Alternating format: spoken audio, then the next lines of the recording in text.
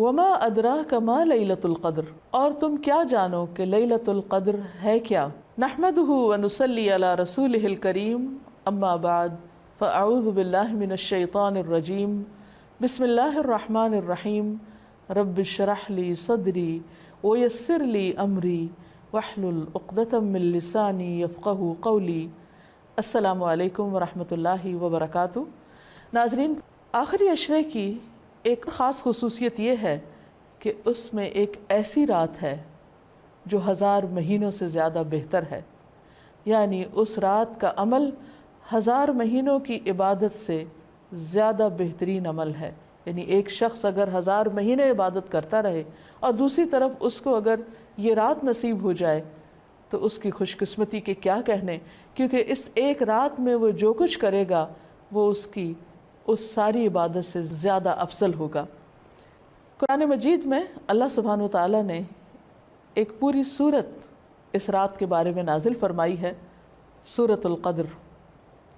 اللہ تعالیٰ فرماتے ہیں انا انزلناہ فی لیلۃ القدر، بے شک ہم نے اس کو یعنی قرآن مجید کو لیلۃ القدر میں اتارا۔ وما ادراک ما لیلۃ القدر، اور تم کیا جانو کہ لیلۃ القدر ہے کیا۔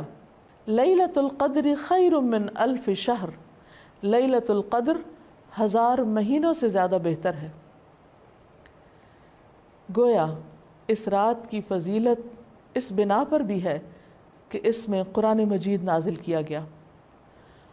قرآن مجید سب سے عظیم ہستی کی طرف سے آیا، یعنی اللہ سبحانہ وتعالیٰ کا کلام، سب سے بہترین انسان یعنی محمد صلی اللہ علیہ وسلم پر نازل کیا گیا، سب سے بہترین مہینے رمضان میں نازل کیا گیا، سب سے بہترین رات یعنی لیلۃ القدر میں نازل کیا گیا، کہ اس ایک رات کا عمل 1000 مہینوں سے زیادہ بہتر ہے۔ اور مزید یہ کہ تنزل الملائکۃ والروح فیہا، اس میں فرشتے اترتے ہیں، ملائکہ اترتے ہیں، اور روح یعنی جبریل امین اترتے ہیں۔ سلام ہی حتی مطلع الفجر، یہ رات سراسر سلامتی کی رات ہے یہاں تک کہ فجر طلوع ہو جائے۔ اتنی خوبصورت رات، اتنی بہترین رات، اتنی خیر و برکت اور بھلائیوں سے معمور رات، کیا ہم اس کا انتظار نہیں کریں گے؟ کیا ہم اس کو پانے کی کوشش نہیں کریں گے اور اس کے لیے مزید طلب اور تڑپ بڑھائیں گے نہیں؟ خوش قسمت ہے وہ جو اس رات کی بھلائی پا گیا، اور بدقسمت ہے وہ جو اس رات کی خیر سے محروم رہ گیا۔ اس لیے ہمیں آج سے ہی اس بات کا تہیہ کر لینا چاہیے کہ انشاءاللہ ہم آخری عشرے کی سب راتوں میں عبادت کریں گے اور پچھلے 2 عشروں کی نسبت زیادہ کریں گے، تاکہ ہم اس رات میں نیک عمل کر کے اپنے نامہ اعمال کو بہتر بنا سکیں۔ اس رات کی تلاش میں اگر پورا عشرہ بھی عبادت کرنا پڑے تو کوئی مشکل کام نہیں، کوئی گھاٹے کا سودا نہیں، بلکہ نفع ہی نفع ہے، کیونکہ یہ رات جو خیر و برکت کی رات ہے، جس کو مل گئی اس کی خوش قسمتی کا کیا ٹھکانہ۔ لیکن یہ خوش قسمتی اس کے لیے ہے جو اس کی طلب رکھے، اس کے لیے بھاگ دوڑ کرے، اس کے انتظار میں رہے، اس کا شوق رکھے۔ یہ رات جس میں فرشتے اترتے ہیں، اس کے بارے میں نبی صلی اللہ علیہ وسلم نے مزید وضاحت کی، فرمایا، حضرت ابو ہریرہ سے روایت ہے کہ ان الملائکۃ تلک اللیلۃ فی الارض اکثر من عدد الحصا، بلا شبہ اس رات کو زمین میں فرشتوں کی تعداد کنکریوں سے بھی زیادہ ہوتی ہے۔ اور پھر فرشتے جب اترتے ہیں تو ایک خاص قسم کا ماحول پیدا ہو جاتا ہے، ہر طرف نیکی کا دور دورہ ہوتا ہے، ایک خاص روح ہوتی ہے اس رات میں۔ اس لیے ہم سب کو اس سے بھرپور فائدہ اٹھانا ہے، کیونکہ ایک اچھا عمل 1000 ماہ کے عمل سے بہتر ہے۔ حضرت انس سے روایت ہے کہ رمضان آیا تو رسول اللہ صلی اللہ علیہ وسلم نے فرمایا، ان هذا الشهر قد حضركم وفيه ليلة خير من 1000 شهر من حرمها فقد حرم الخير كله ولا يحرم خيرها الا محروم، کہ لوگو یہ مہینہ جو تم پر آیا ہے اس میں ایک ایسی رات ہے جو 1000 مہینوں سے بہتر ہے۔ جو شخص اس سے محروم رہا وہ ہر بھلائی سے محروم رہا۔ اس رات کی سعادت سے صرف بد نصیب ہی کو محروم کیا جاتا ہے، یعنی حقیقی معنوں میں بد نصیب وہ ہے جو اس رات کی عبادت سے محروم رہے، اس رات کی خیر سے محروم رہے۔ لیلۃ القدر آخری عشرے کی کوئی بھی رات ہو سکتی ہے، لیکن نبی صلی اللہ علیہ وسلم نے خاص طور پر طاق راتوں میں اسے تلاش کرنے کا حکم دیا ہے۔ ابن عمر کہتے ہیں کہ رسول اللہ صلی اللہ علیہ وسلم نے فرمایا، التمسوها فی العشر الاواخر یعنی لیلۃ القدر فإن ضعف أحدكم أو عجز فلا يغلبن على السبع البواقی۔ صحیح مسلم کی اس روایت کا معنی ہے کہ رمضان کے آخری عشرے میں شب قدر تلاش کرو، پھر اگر تم میں سے کوئی کمزوری دکھائے یا عاجز ہو جائے تو آخری 7 راتوں میں سستی نہ کرے۔ یعنی نبی صلی اللہ علیہ وسلم نے اس کو اور شارٹ لسٹ کر دیا، پہلے 10 راتوں کا بتایا، پھر آخری 7 راتوں کی طرف توجہ دلائی۔ اس رات کا قیام گناہوں کی بخشش کا ذریعہ ہے۔ نبی صلی اللہ علیہ وسلم نے فرمایا، من قام لیلۃ القدر ایمانا واحتسابا غفر له ما تقدم من ذنبہ۔ جس نے لیلۃ القدر میں ایمان اور احتساب یعنی ثواب کی نیت سے قیام کیا، اس کے پچھلے تمام گناہ معاف کر دیے جائیں گے۔ اس سے یہ بات بھی پتہ چلتی ہے کہ اس رات کی سب سے افضل نیکی قیام کرنا ہے، یعنی اللہ تعالیٰ کے حضور کھڑے ہو کر زیادہ سے زیادہ قرآن مجید پڑھنا، یعنی نماز کی حالت میں، یا سننا ہے۔ اسی طرح اس رات میں شور ہنگامے، لڑائی جھگڑے، فضول اور لغو گفتگو سے بھی پرہیز کرنا چاہیے۔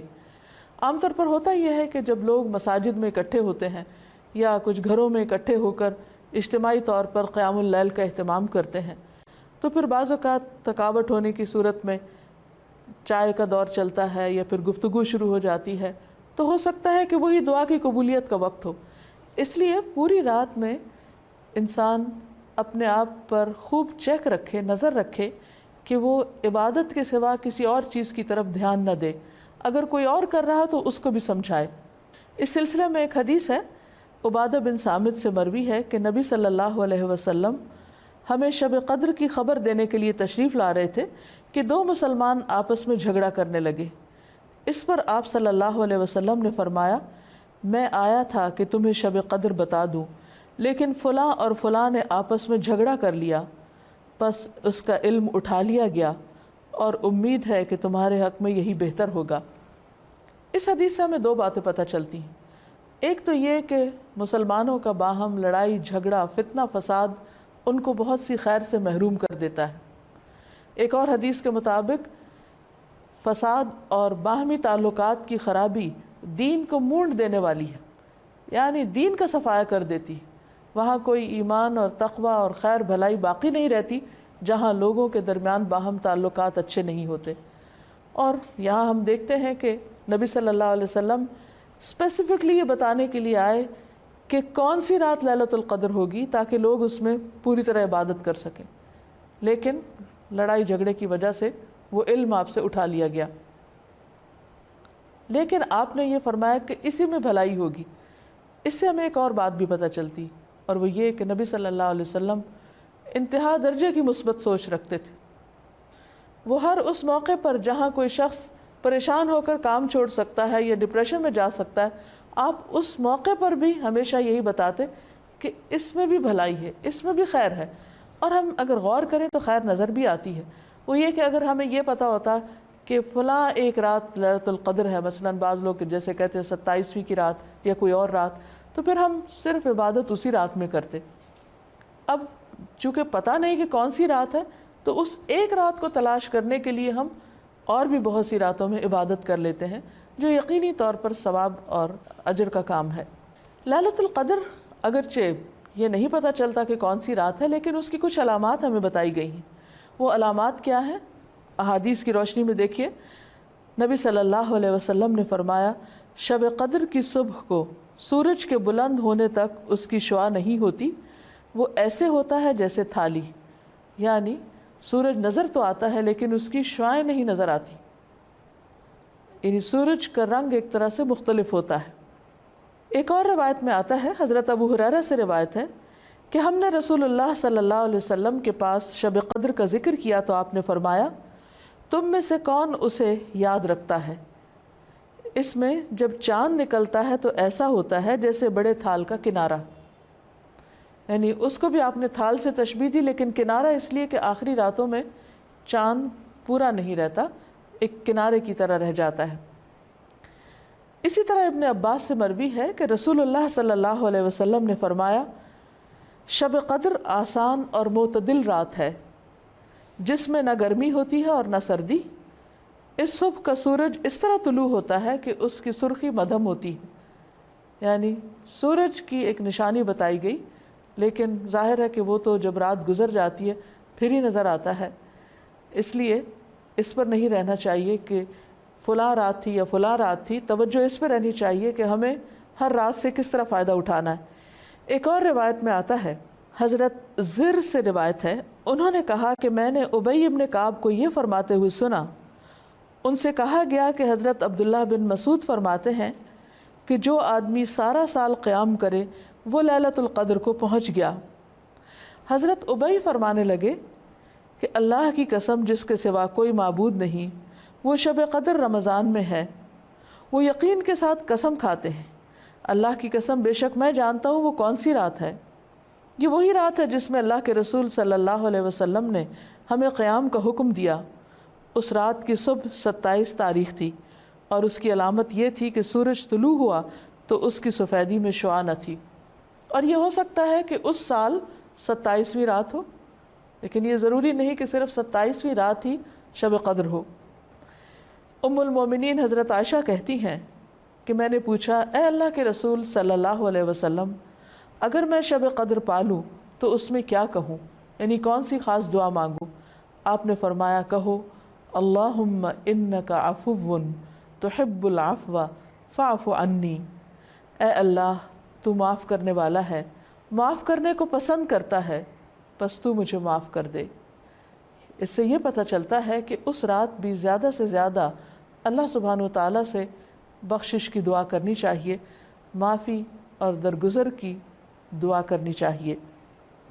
اس کے علاوہ انسان قرآن مجید کی تلاوت کر سکتا ہے، اگر خواتین نماز نہ پڑھ سکیں تو ذکر اذکار کر سکتی ہیں، تسبیحات کر سکتی ہیں، اپنی غلطیوں کی معافی مانگ سکتے ہیں ہم سب، کیونکہ اللہ تعالیٰ بندے کی توبہ سے خوش ہوتے ہیں۔ ایک حدیث میں آتا ہے کہ نبی صلی اللہ علیہ وسلم نے فرمایا ایک آدمی گناہ کرتا ہے پھر کہتا ہے کہ اے اللہ میرا گناہ معاف کر دے، تو اللہ تعالیٰ فرماتا ہے کہ میرے بندے نے گناہ کا کام کیا اور اسے علم ہے کہ اس کا کوئی رب بھی ہے جو گناہوں کو معاف فرماتا ہے اور ان پر مواخذہ کرتا ہے، میں نے اپنے بندے کو معاف کر دیا۔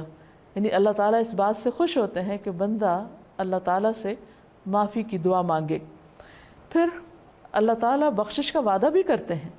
رسول اللہ صلی اللہ علیہ وسلم نے فرمایا کہ شیطان نے اللہ عز و جل سے کہا مجھے تیری عزت اور جلال کی قسم، میں تیرے بندوں کو اس وقت تک گمراہ کرتا رہوں گا جب تک ان کے جسم میں روح رہے گی، یعنی جب تک وہ فوت نہیں ہو جاتے۔ اور اللہ تعالیٰ نے فرمایا مجھے اپنی عزت اور جلال کی قسم جب تک وہ مجھ سے معافی مانگتے رہیں گے میں بھی انہیں معاف کرتا رہوں گا۔ یعنی اللہ تعالیٰ کو معاف کرنا پسند ہے، اس لیے خصوصی طور پر لیلۃ القدر میں اپنے گناہوں کی معافی مانگنی چاہیے، کیونکہ اس میں قبولیت کی گھڑیاں ہوتی ہیں۔ اور استغفار کا فائدہ یہ بھی ہے کہ انسان عذاب سے محفوظ رہتا ہے۔ قرآن مجید میں آتا ہے کہ اللہ تعالیٰ ان کو عذاب نہیں دیں گے جب تک وہ استغفار کرتے رہیں گے۔ کوئی بھی انسان یا قوم اپنی کوتاہیوں، غفلتوں، گناہوں کی وجہ سے اللہ تعالیٰ کو ناراض کر دیتی ہے، لیکن اللہ تعالیٰ رب الرحیم ہیں، غفور الرحیم ہیں، وہ اپنے بندوں کو معاف کر دیتے ہیں۔ لہٰذا اس موقع پر ہمیں انفرادی توبہ کے علاوہ اجتماعی توبہ بھی کرنی چاہیے۔